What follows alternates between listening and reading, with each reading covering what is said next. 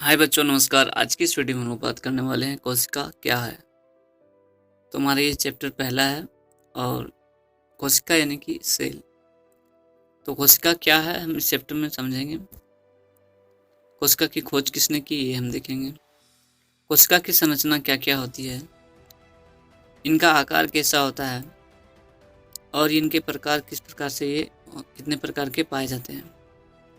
आकृति इनकी कैसी होती है, कोशिकाओं की संख्या कितनी होती है, कोशिका के घटक क्या होते हैं और कोशिका झिल्ली क्या है, कोशिका द्रव्य क्या है, केंद्रक क्या है। इन्हीं सब बातों के ऊपर में हम चर्चा करेंगे बच्चों। तो चलिए इस वीडियो को स्टार्ट करते हैं। तो सबसे पहले यहाँ पे आप देख सकते हैं बच्चों, एक कोशिका है हमारे सामने में, फिगर दिख रहा होगा आप सभी को। तो यहाँ पे कोशिका क्या है। कोशिका जीवों के शरीर की सबसे छोटी कार्यात्मक एवं संरचनात्मक इकाई होती है। देखिए बच्चों, कोशिका जो होती है वो शरीर की सबसे छोटी कार्यात्मक और संरचनात्मक इकाई होती है, जिन्हें हम कोशिका कहते हैं। जैसा कि आप फिगर में देख सकते हो, ये इतने सूक्ष्म होते हैं कि हम इन्हें अपने आँखों से नहीं देख सकते हैं डायरेक्टली। इनको देखने के लिए हमें सूक्ष्मदर्शी यंत्र का उपयोग करना पड़ेगा, अर्थात माइक्रोस्कोप का हमें यूज करना पड़ेगा। तो चलिए आगे बढ़ते हैं बच्चों और इस वीडियो में और भी कुछ जानते हैं। आप देख सकते हैं जिस प्रकार से हमारा घर ईंटों से मिलकर बना हुआ होता है, उसी प्रकार हमारा जो शरीर होता है या जानवरों का शरीर होता है या किसी जंतु का शरीर होता है, वो इसी प्रकार की कोशिकाओं से मिलकर बने होते हैं। एक एक कोशिका मिलकर जो है वह पूरे शरीर का निर्माण होती है। तो इसी सब बातों के ऊपर में हम आगे चर्चा करेंगे बच्चों। अब देखिए, कोशिका का अध्ययन साइटोलॉजी कहलाता है। कोशिका का जो अध्ययन हम लोग करते हैं इसे हम साइटोलॉजी कहते हैं बच्चों। कोशिका का अंग्रेजी शब्द सेल है और ये वर्ड जो है वो लैटिन भाषा के सेलुला शब्द से लिया गया है, जिसका अर्थ होता है एक कमरा, एक छोटा सा कमरा, जैसा कि आप फिगर में देख सकते हो बच्चों। अब हम यहाँ पे क्रियाकलाप करेंगे, हमारे क्रियाकलाप को देखते हैं। तो यहाँ पे हमें क्या करना है, एक प्याज लेना है और प्याज की जो पतली जो परत होती है उसे हम अच्छे से, देखिए फिनॉल में यहाँ पे धो ले रहे हैं और इसमें थोड़ा कलर कर दे रहे हैं। इसको कलर में डुबोने के बाद फिर से वापस हम इन्हें पानी में डुबोएंगे और अब जो है हम इसे माइक्रोस्कोप के स्लाइड पे रखेंगे और इस स्लाइड के ऊपर में एक स्लाइड और ऊपर से रख देंगे ताकि इसके ऊपर में जो भी वाटर है वो बिल्कुल साफ हट जाए। अब देखिए बच्चों, अब हम इसे सूक्ष्मदर्शी यंत्र पर रखेंगे। रखने के बाद हम देखते हैं कि जो प्याज की जो झिल्ली है वो हमें किस प्रकार से दिखाई दे रही है। यानी कि ये प्याज की झिल्लियाँ हैं और प्याज की कोशिका है। बीच बीच में जो डॉट डॉट दिखाई दे रहा था वो इसका केंद्रक था बच्चों। ठीक है, अब सेकेंड देखते हैं कोशिका की खोज किसने की है। तो कोशिका की खोज जो है वो रॉबर्ट हुक ने 1665 ईस्वी में की थी। कोशिका की खोज सर्वप्रथम अंग्रेज वैज्ञानिक रॉबर्ट हुक ने 1665 ईस्वी में किया था, जैसा कि आप फिगर में देख पा रहे हैं। इसकी खोज करने के बाद इसे हमें देखने के लिए सूक्ष्मदर्शी यंत्र का उपयोग करना पड़ता है। जिस प्रकार से आप मकड़ी का एक छत्ता देखते हैं, उसी प्रकार कोशिकाओं की संरचना भी होती है। आइए इसके बारे में आगे और डिटेल में बात करते हैं। अब देखिए, इस लेंस से, ये जो माइक्रोस्कोप है, इससे देखने पर हमें प्याज की कोशिका इस प्रकार से दिखाई देगी बच्चों। ये जो कोन, इसके जो दीवार जैसा जो संरचना है उसको हम लोग कोशिका झिल्ली कहते हैं। इसके बीच में जो ये पानी जैसा जो खाली स्थान है इसे कोशिका द्रव्य कहते हैं और इसमें जो बिंदु सा जो आकार दिख रहा है वो है केंद्रक। तो ये हो गया किसी भी कोशिका के पार्ट्स, यानी कि किसी भी कोशिका के अंदर में क्या क्या होता है, कोशिका झिल्ली, कोशिका द्रव्य और केंद्रक। अब देखिए कोशिका की संरचना, यानी कि इसका आकार, प्रकार और इसकी आकृति। तो देखिए बच्चों, कोशिका विभिन्न आकार की हो सकती है। ये 0.1 माइक्रोमीटर से लेकर 1 मीटर तक की हो सकती है। जैसा कि आप देख सकते हैं, यहाँ एक माइक्रोप्लाज्मा जो है, एक राइबोसोम को दिखाया जा रहा है। ये राइबोसोम जो है बच्चों बहुत ही छोटी होती है और इसका आकार लगभग 0.1 माइक्रोमीटर होता है। यानी कि इतना छोटा होता है कि इससे हम कल्पना भी नहीं कर सकते कि ये कितना छोटा होता है। अब आगे हम बात करेंगे सबसे बड़ी कोशिका की। तो शुतुरमुर्ग का अंडा जो होता है बच्चों, सबसे बड़ी कोशिका होती है और इसका जो लंबाई है वो 170 मिलीमीटर होता है और चौड़ाई इसकी जो होती है वो 130 मिलीमीटर तक होती है। जैसा कि आप इस फिगर में देख सकते हो, ये जो शुतुरमुर्ग है, ये शुतुरमुर्ग काफ़ी बड़े होते हैं, इनकी लंबाई काफ़ी ज़्यादा होती है, इनकी हाइट लगभग एक औसत इंसान के हाइट के बराबर होती है। और इसे जब हाथ में लोगे इसके अंडे को, तो देख लीजिए कि अंडा कितना बड़ा है। और चूंकि ये एक कोशिका है बच्चों, क्योंकि ये एक ही सेल का बना हुआ है, इसीलिए हम इसे जो है वो सबसे बड़ी कोशिका के रूप में जानते हैं। अब आगे बढ़ते हैं और देखते हैं मानव शरीर की सबसे लंबी कोशिका। तो बच्चों, मानव शरीर यानी कि हमारा जो सिस्टम है, हमारा जो शरीर है, इसमें जो नर्व सिस्टम होता है, ये नर्व सिस्टम के अंदर में ये तंत्रिका कोशिका होती है और इसकी जो लंबाई है, वो लेंथ जो है वो 1 मीटर से भी अधिक हो सकती है। इसके बारे में हम और फिगर में देखेंगे। अब चलिए हम बात करते हैं, कोशिका अनेक आकृति के होते हैं। तो बच्चों, कोशिका के आकार जो है वो गोलाकार भी हो सकती है, चौकोर भी हो सकती है, बहुभुजाकार हो सकती है, अंडाकार हो सकती है और अनियमित भी हो सकती है। यानी कि कोशिका का जो आकार होता है वो कोई फिक्स नहीं है। ये गोलाकार हो सकती है, चौकोर हो सकती है, बहुभुजाकार हो सकती है। जैसा कि आप फिगर में देख सकते हो कि यहाँ पे एक जो पहला फिगर दिख रहा है, ये जो है वो रक्त कोशिका है और ये जो लाल रक्त कोशिकाओं का फिगर है, फोटो है। ठीक है। बाद में दूसरे पिक्चर में आप देख सकते हो, ये एक मसल सेल है। मसल्स यानी कि हमारे बॉडी की जो मांसपेशियां होती है वो। और थर्ड में आप देख सकते हैं, ये भी हमारी मांसपेशियों की ही है। अब हम जो तीसरा फिगर देख रहे हैं बच्चों, यह है तंत्रिका कोशिका। और यही तंत्रिका कोशिका हमारे शरीर में सबसे बड़ी कोशिका होती है। इसकी लंबाई आपने अभी जाना। अब देखिए इनका कार्य। तो इनका कार्य होता है बच्चों, हमारे मस्तिष्क तक, हमारी बॉडी के साथ अगर कोई भी चीज़ घटती है तो उसकी मैसेज को वो पहुंचाने का काम यही करती है। ठीक है। यानी कि हमारे शरीर में कोई भी कांटा चुभता है, या तो हमें गर्म लगता है, या तो पसीना आ रहा है, तो इन सब के बारे में जो जानकारी देने वाला होता है वो होता है यही तंत्रिका कोशिका। ठीक है। अब आगे बढ़ते हैं तो देखते हैं एक कोशिकीय जीव क्या है। तो बच्चों, एक कोशिकीय जीव क्या है? देखिए, ऐसे जीव जिनका शरीर केवल एक ही कोशिका का बना होता है उसे हम एक कोशिकीय जीव कहते हैं। इनमें केवल एक ही कोशिका सभी कार्य को करने के लिए सक्षम होते हैं। जैसे कि आप अमीबा देख सकते हैं, ठीक है, और पैरामीशियम देख सकते हैं। ये जो दोनों जीव होते हैं बच्चों, ये एक ही कोशिका के बने होते हैं, यानी कि इनकी एक ही कोशिका होती है, बाकी और कोई कोशिका नहीं होती है।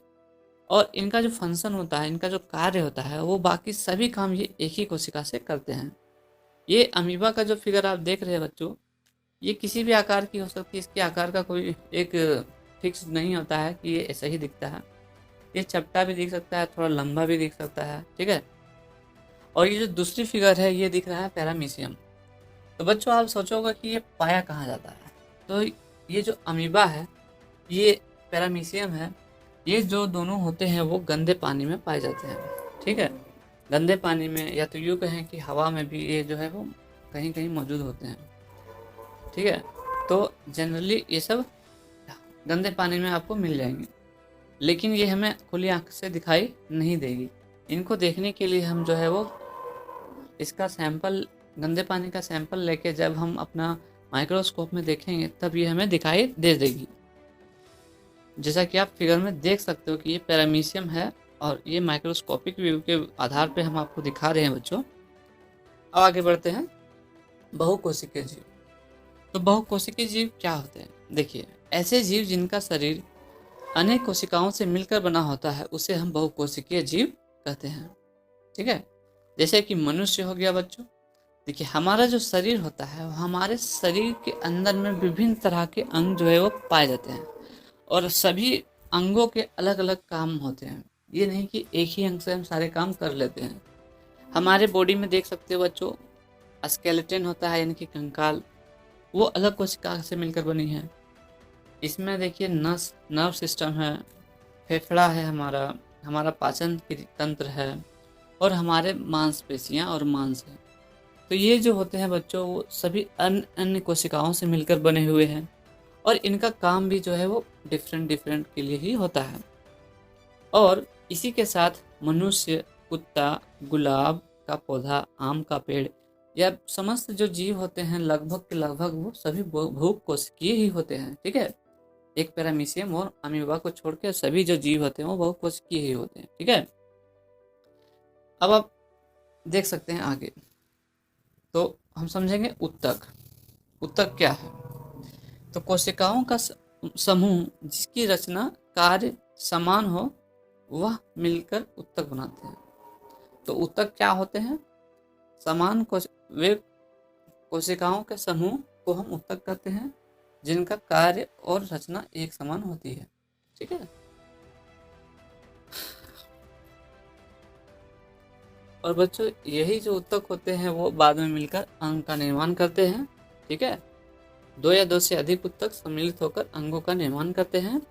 अंग एक या अधिक कार्यों का संपादित करते हैं। कोशिका से सबसे पहले उत्तक बनती है और उत्तक से बनने के बाद में ये अंग बनते हैं बच्चों। जैसा कि आप देख सकते हो, मैं इसके फिगर को आप दिखा रहा हूँ। कोशिका सिद्धांत की मुख्य बातें देखिए बच्चों, प्रत्येक जीव की उत्पत्ति एक कोशिका से होती है, चाहे कोई भी जीव क्यों ना हो। आप लोग देख सकते हो, एग्जाम्पल, हम एक बीज को रोपण करते हैं, है ना, जमीन में हम एक बीज को रोपते हैं, लेकिन देखते हैं बाद में उसी बीज से कितने सारे फल होते हैं और उस फल के अंदर में कितने सारे बीज होते हैं। और ठीक उसी प्रकार हमारे शरीर की जो है बनावट सबसे पहले एक कोशिका से होती है बच्चों, और यही एक कोशिका से हर एक जीव, हर एक प्राणी का जो है वो निर्माण होता है। इसके बारे में आप और डिटेल जो है वो बायोलॉजी के और चैप्टर्स में हम समझेंगे। नेक्स्ट है, प्रत्येक जीव का शरीर एक या अनेक कोशिकाओं का बना होता है। जितने भी जीव होते हैं वो लगभग एक या एक से अधिक कोशिकाओं से मिलकर बने होते हैं। तीसरा बिंदु है, कोशिका का निर्माण जिस क्रिया से होता है उनमें केंद्रक मुख्य अभिकर्ता होता है। देखिए बच्चों, जिस प्रकार किसी भी गाड़ी को चलाने के लिए इंजन का काम अहम होता है, यानी कि बिना गाड़ी में इंजन के या तो किसी भी इंसान के अंदर में दिल के बिना किसी भी इंसान की कल्पना हम नहीं कर सकते हैं। मान लीजिए गाड़ी का इंजन हम खोल लेते हैं तो गाड़ी नहीं चलेगी। तो ठीक उसी प्रकार जो कोशिका होता है, कोशिका का जो सबसे अहम पार्ट है, सबसे जरूरी अंग है, वो क्या है? केंद्रक। ठीक है, तो केंद्रक के बिना कोशिका बिल्कुल बेकार होती है। अब हम समझेंगे कोशिका के घटक। तो देखिए बच्चों, कोशिका में सबसे पहले जो पाई जाती है वो होती है कोशिका झिल्ली। दूसरे नंबर पे आता है कोशिका द्रव्य। तीसरा होता है केंद्रक। आप देख सकते हैं इस फिगर में, आपको यहाँ पे दिखाई दे रही होगी, ये जो बीच का जो भाग है जो लाल कलर से दिख रहा है, ये है हमारा केंद्रक। और जो सबसे बाहरी परत है, यानी कि जो इसकी बाउंड्री है कोशिका की, इसे हम कोशिका झिल्ली कहते हैं। और इसके अंदर में जो पीला जो पदार्थ दिख रहा है, पानी, ये है हमारा कोशिका द्रव्य। और जो इसके अंदर में आप देख रहे हैं लाइजोसोम, गोल्जी करण, सूत्रकणिका, अंतर्द्रावी जालिका, माइटोकॉन्ड्रिया, ये सभी विभिन्न विभिन्न तरह के अंग हैं जो इनके फंक्शंस, कार्य भी अलग अलग है। इनके बारे में आइए हम डिटेल से जानते हैं। तो सबसे पहले बात करते हैं कोशिका झिल्ली। तो देखिए बच्चों, कोशिका झिल्ली, कोशिका झिल्ली जंतुओं में पाई जाने वाली सबसे बाहरी परत होती है, जबकि पौधों में इस झिल्ली के बाहर भी एक झिल्ली पाई जाती है जिसे हम कोशिका भित्ति कहते हैं बच्चों। आप कोशिका झिल्ली को इस तरह से समझ सकते हो, जैसे कि एक सेब लेने पर सेब के जो छिलका होता है, आप समझिए वो है कि कोशिका, एक सेब को अगर हम कोशिका समझते हैं तो सेब का जो बाहरी भाग है, यानी कि जो छिलका है, वो छिलका एक कोशिका झिल्ली के बराबर होता है। ठीक है, लेकिन जो पौधे होते हैं, जो पेड़ पौधे होते हैं, उनके छाल काफ़ी मोटे होते हैं बच्चों। और आप देख सकते हैं कि चूंकि उनके छाल मोटे होते हैं और चूंकि हम लोग जो है वो बरसात, ठंडी या गर्मी में कपड़े पहनते हैं और कपड़े पहनना ही होता है, और ठंड में हमें ज़्यादा ठंड लगता है, हमें रहने के लिए घर में रहना पड़ता है। लेकिन पेड़ पौधे जो होते हैं वो घर नहीं बना सकते हैं, ना ही वो घर में रह सकते हैं। तो ऐसी कंडीशन में नेचर ने, प्रकृति ने जो है पेड़ को एक एक्स्ट्रा लेयर दिया है जिसके आधार पे वे अपनी रक्षा स्वयं कर सकते हैं। और उनका जो छाल होता है, आप इसे समझ सकते हैं। तो इसी वजह से उनकी कोशिकाओं के झिल्ली के बाहर जो है वो एक और लेयर होती है जिसे हम कोशिका भित्ति कहते हैं बच्चों। ठीक है, इंग्लिश में हम उसे सेल वॉल भी कहते हैं। अब आगे समझते हैं। कोशिका झिल्ली, जिसे हम प्लाज्मा झिल्ली भी कहते हैं, ये छिद्रयुक्त होती है और इनमें ऐच्छिक पदार्थों का अंदर आना या हानिकारक पदार्थों को बाहर निकालना, ऐसी क्रिया जो है वो इसके अंदर में घटती है, और इसीलिए इसे हम चयनात्मक पारगम्य झिल्ली भी कहते हैं। क्या कहते हैं? चयनात्मक पारगम्य झिल्ली। ठीक है, अब नेक्स्ट बढ़ते हैं।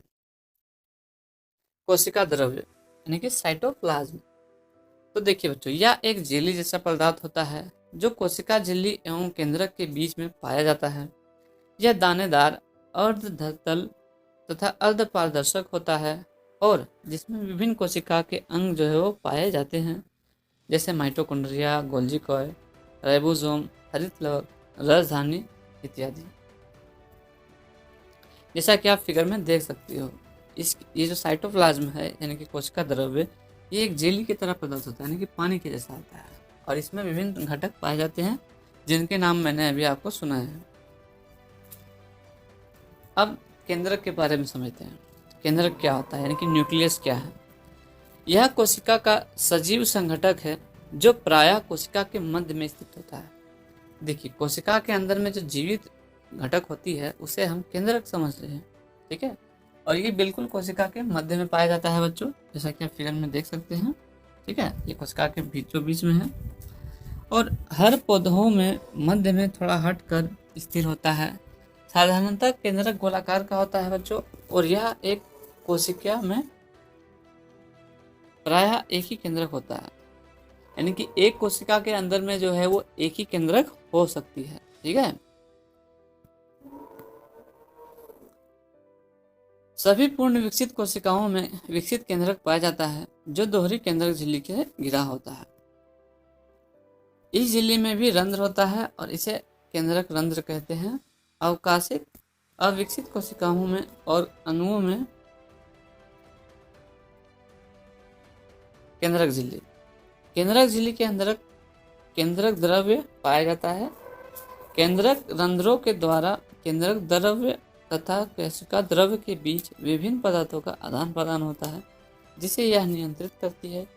कोशिका द्रव्य तथा केंद्रक के रंध्रों से निकलकर केंद्रक द्रव्य कोशिका द्रव्य में मिल जाते हैं, जिसे सम्मिलित रूप से जीव द्रव्य कहते हैं बच्चों। और जीव द्रव्य को जीवन का भौतिक आधार कहा जाता है, क्योंकि जीवन को सारी क्रियाएं इसी पर निर्भर होती है। ठीक है, अब देखते हैं आगे। तो केंद्रक के अंदर में एक छोटी सी संरचना होती है जिसे केंद्रिका कहते हैं। इसके अतिरिक्त केंद्रक में धागे की समान संरचनाएं होती है बच्चों, जो आनुवांशिक गुणों को जनक से पीढ़ी से स्थानांतरित करती है, जिसे हम गुणसूत्र कहते हैं, जिसे हम हिंदी में इंग्लिश में डीएनए भी कहते हैं, यानी कि डीऑक्सीराइबोन्यूक्लिक एसिड।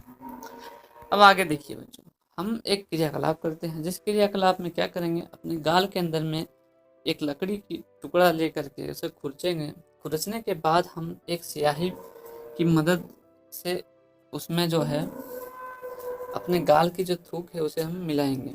बाद में इस पर एक स्लाइड रखेंगे और जब इसे हम माइक्रोस्कोप में देखेंगे तो हमें कुछ इस प्रकार से दिखाई देगा बच्चों। और आप यहाँ देख सकते हैं कि ये कोशिका है और कोशिका के बीच में केंद्रक है। तो इस तरह से आप समझ सकते हैं कि हमारे शरीर की हर एक छोटी से छोटी चीज जो होती है वो कोशिका होती है। अब चलिए हम समझते हैं जंतु कोशिका और पादप कोशिका में, यानी कि पौधा की कोशिका। तो जंतु कोशिका में देखिए बच्चों और पादप कोशिका, ये दोनों में कोई खास डिफरेंस नहीं होता है। सिर्फ थोड़ा सा डिफरेंस है कि कोशिका जो जंतु कोशिका होती है उसमें कोशिका झिल्ली पाई जाती है, और पादप कोशिका जो होती है उसमें कोशिका झिल्ली के बाहर भी एक झिल्ली होती है, जिसे हम कोशिका भित्ति कहते हैं। ठीक है, और साथ ही साथ जो कोशिका होता है जंतु की, उसमें केंद्रक बिल्कुल मध्य में स्थित होता है, यानी कि बीचों बीच में। जबकि जो जंतु कोशिका होता है इसकी जो केंद्रक होती है वो साइड में थोड़ी हटके होती है। ठीक है, तो ये तो हमारे डिफरेंस थे बच्चों। और आगे देखेंगे हमने क्या सीखा। तो हमने सीखा कि कोशिका सभी जीवों की संरचनात्मक एवं क्रियात्मक इकाई होती है। सेकेंड, रॉबर्ट हुक ने 1665 ईस्वी में सर्वप्रथम कोशिका की खोज की थी। कोशिका के विभिन्न अवयवों को अभिरंजित करने के लिए अनेक प्रकार के रंजक का प्रयोग किया जाता है। कोशिका विभिन्न आकार और प्रकार और आकृति की होती है। कोशिका के 3 मुख्य संगठक है, क्या क्या? कोशिका झिल्ली, कोशिका द्रव्य और केंद्रक। ये द्रव्य जीवन की भौतिक आधार होती है। किसी भी जीव की जो है भौतिक आधार उसकी जीव द्रव्य होती है। सेकंड, पौधों में कोशिका भित्ति पाई जाती है एवं क्लोरोप्लास्ट भी सिर्फ पौधों में ही पाया जाता है। देखिए बच्चों, पौधे जो होते हैं वो प्रकाश संश्लेषण की क्रिया करते हैं, इसीलिए उनके अंदर में जो है वो क्लोरोप्लास्ट नामक संरचना घटक पाया जाता है, जबकि मनुष्यों में ऐसा नहीं होता है या जानवरों में नहीं होता है, क्योंकि ये प्रकाश संश्लेषण की क्रिया नहीं करते हैं। तो ये तो हमारा चैप्टर हुआ समाप्त बच्चों। अब इसके क्वेश्चन